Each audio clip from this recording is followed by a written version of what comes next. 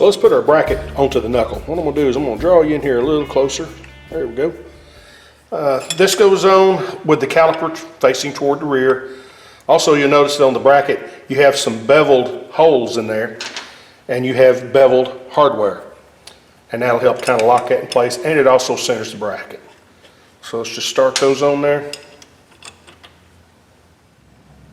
Once you get them all started, then we'll run them on down snug.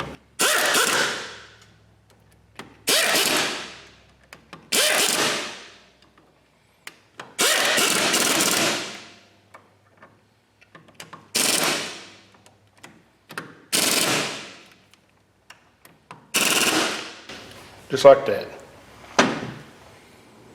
Now before we put our hub and rotor back onto the knuckle, I wanted to temporarily mount the caliper so I could sort out where our brake line is going to go, because obviously our caliper's back here and our brake hose is up in front.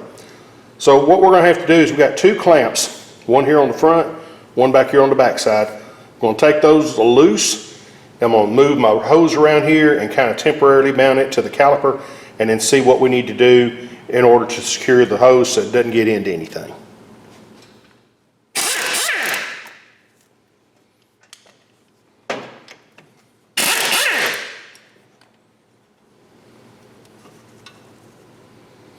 I'm going to go ahead and temporarily remove these clamps, but I'll hang on to them.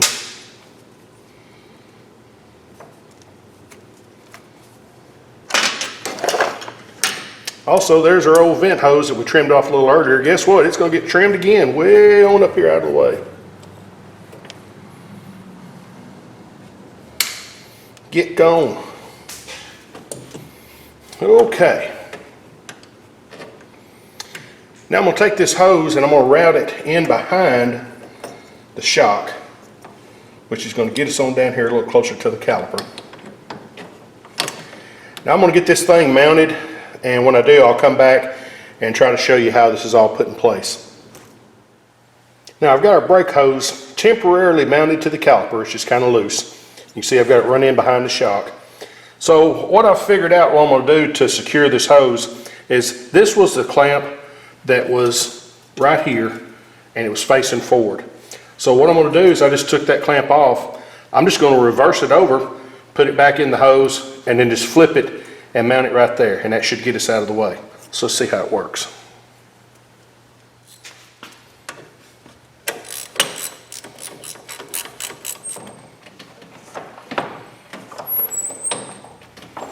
I think it's going to work just fine. I'm going to bend that bracket up just a little bit. Oh yeah. Yep, that's going to work fine right there. Okay. Yep. That's not going to contact anything. So I'm going to go ahead and take the caliper back off, and then we'll proceed with putting the rotor on. Then we'll mount the caliper and the hose permanently. Now getting ready to put our hub and rotor assembly back on. But before I do, I'm going to take a minute to take just a little bit of wheel bearing grease. I'm going to kind of pack that seal in there real good.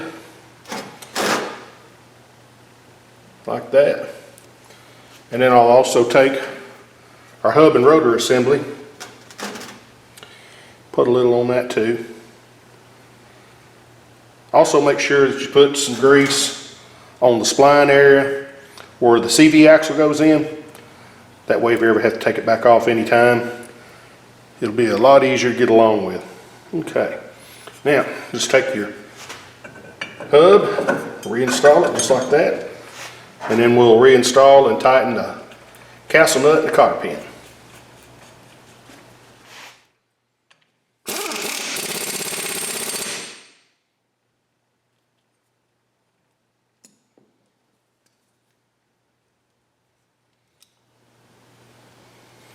Now I'm going to install the caliper, and it's held in with 2 bolts with lock washers on it. It's going to be kind of hard to get in here with the camera to show you, but it basically just slips right over the rotor, and then you just line up the hole in the bracket with the hole in the caliper, and it just threads on.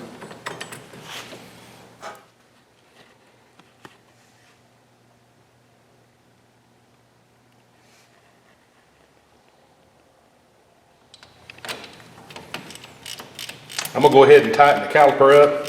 I'm probably going to still leave the brake line off for a little bit, because even after I get the caliper mounted, I want to take a few minutes after I get both sides done.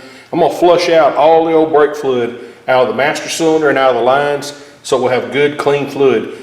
One thing I've noticed with a lot of these old ATVs, this one's a 2004 model, and 99 times out of 100 the brake fluid has never been changed in them. So it's really nasty, it just coagulates and it just makes a mess, and you sure don't want to put a bunch of old nasty brake fluid in your brand new brake calipers. So I'll go ahead and I'll finish tightening this up. We'll leave this loose, and we'll be pretty much done with this side. So what I'm going to do is I'm going to move over to the other side. We're going to do the exact same thing, and then we'll continue with flushing the brake hoses, get them reattached, and get them bled. All right, now we've got our rotors and our calipers all mounted. Let's work our way up to the master cylinder and service that.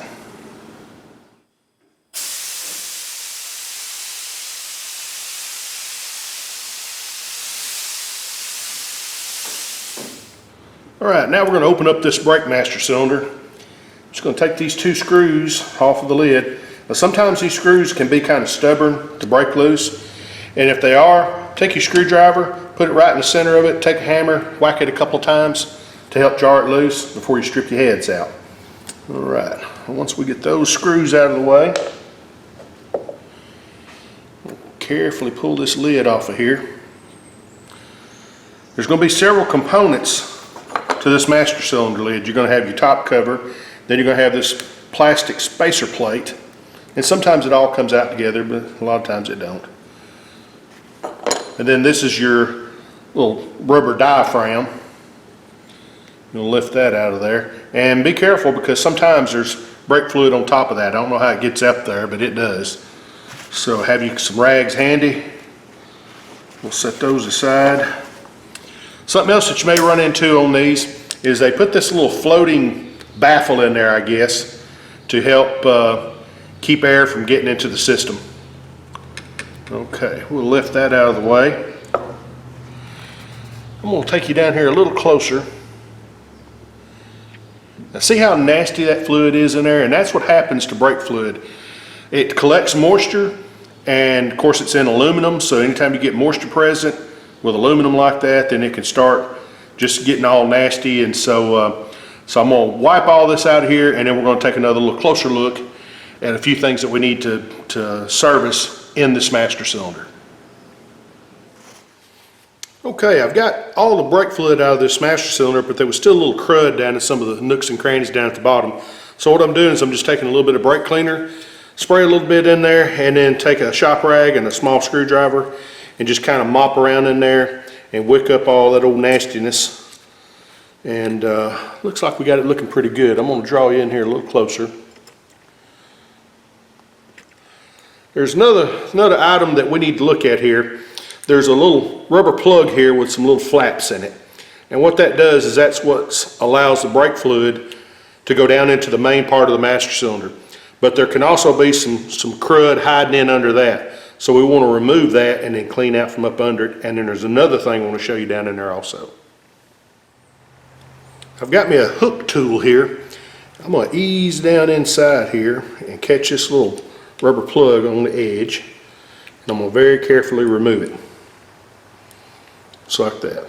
And this thing's actually not as dirty on the inside as I've seen.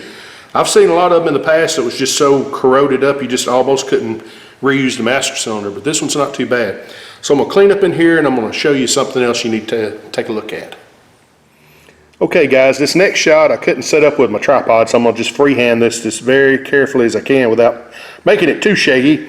But what you got here inside this master cylinder, you have two ports.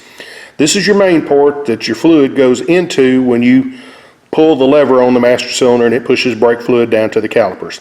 Now when you release the lever, there's a very, very small port right there, and that is where the fluid returns back into the master cylinder. And what I've seen on these is if you get one that's really grodied up, that little return port will be plugged. And what it can do is, if the fluid can't get back, obviously, it will build up pressure in your system and cause your brakes to drag. So the way you can tell if it's open or not is just give that lever a little bit of a pull. You can see that fluid trying to well up in there. That means that it's open. Also what you can do is you can take a small piece of wire, and run down into that if you suspect that it might be plugged. There's nothing in there to hurt, so you can run a small piece of wire down in there and open it up, then flush it out real good and just verify if that's open, and that way your brakes will return and operate properly. Okay guys, I'm going to do a little more freehand here and try not to be too shaky, but what I'm doing right now is I'm just going to pour some brake fluid into this master cylinder. I still have the little rubber plug out of the bottom of it, as you can see down there. And basically all I want to do right now is I just want to work this lever some and pump some fluid through this master cylinder, down through the brake hoses, and just basically just flush out any old fluid that's built up in those lines, because I want to get all that old crud out of there. And sometimes it takes a little playing to get the master cylinder to prime up, but in a little bit it'll take a hold. When it does, we'll start pushing that fluid through. Now you can see that fluid's coming out of there good and clean, so we've got all that old fluid out of the lines, so we're in good shape. Next we'll reattach our brake hoses to the caliper using the new banjo bolts and the sealing washers on either side of the banjo fitting on the hose. Okay, I've got our brake hose permanently mounted onto the caliper. Now take a few minutes after you've got it mounted and turn your handlebars full lock left and right, and make sure that your hose doesn't come in contact with anything. We're good to go. Now we can bleed this out. Now we're just about ready to start bleeding our master cylinder out. So what I'm going to do is take our little rubber plug, put it back down in the bottom of that master cylinder, just push it down in there, just like that.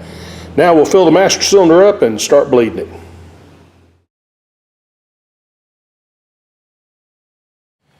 So I'm going to go down here and I'm going to open up the bleed screw on both calipers.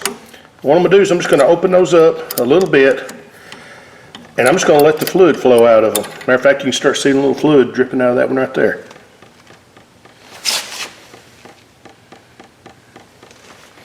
Now I'll move over to the other side and do the same thing.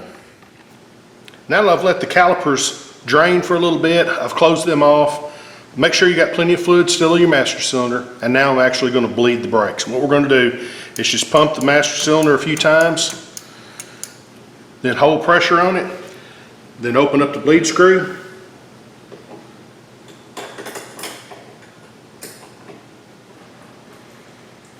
And don't release the lever until you close the bleed screw back off, because otherwise you can introduce air back into the caliper. Once you let off of it, you notice the fluid level drops a little bit. Pump it a few more times, and just continue doing that until you don't see any air coming out of the bleed screw down on the caliper.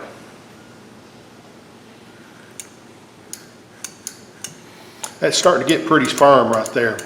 I'm going to bleed this one here on the right side a little bit more, and then I'll move over to the left side and repeat the procedure.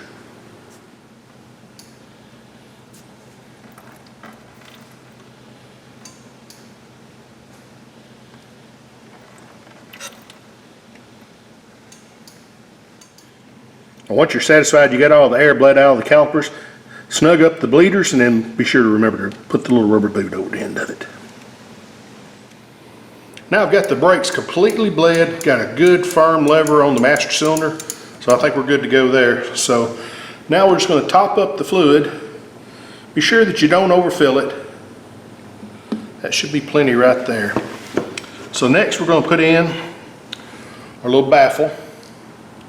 Just drop it in there like that. Then our boot. It's going to sit in there. Then the little plastic top plate. Be sure it's engaged into the boot all the way. Followed by the cover and the two screws.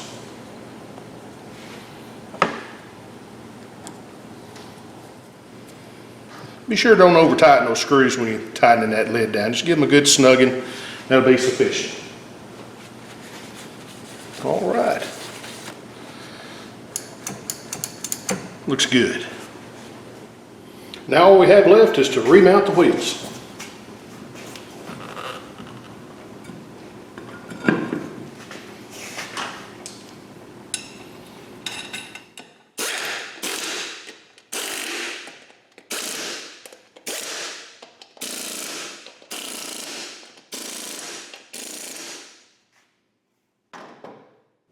And once you get that wheel attached, take a moment to look through the slots in the wheel and check your caliper. Make sure you got plenty of clearance between it and the wheel. Looks like we got plenty of clearance right there. Well, alrighty guys, that's going to wrap up our disc brake conversion kit for our Honda TRX300. Wasn't that hard to do. I mean, heck, if this old redneck can do it, I know you can do it too. Now keep in mind that the kit that Super ATV sells, they sell for multiple applications, so this same procedure will work on pretty much all your Honda TRXs, all the way up to the 650s, any of them that have hydraulic drum brakes on the front. So keep that in mind if you want to convert your machine over. Also, if you like our video and you like our channel, be sure to click that subscribe button. Also click the notification bell so that you'll get notifications of our future videos. And be sure to leave me a comment down in the comment section below. All right, stop by D-Ray's shop next time. You never know what we're going to be working on next. All right, guys, well, y'all always have a good one. We'll catch y'all next time around.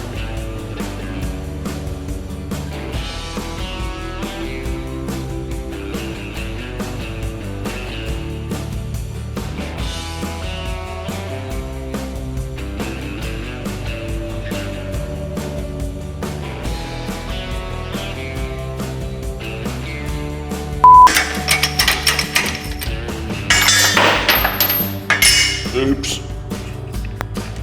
Okay, so let's put this together. So what this works is your rotor, it will go either way, doesn't really matter. Actually, yeah, it does.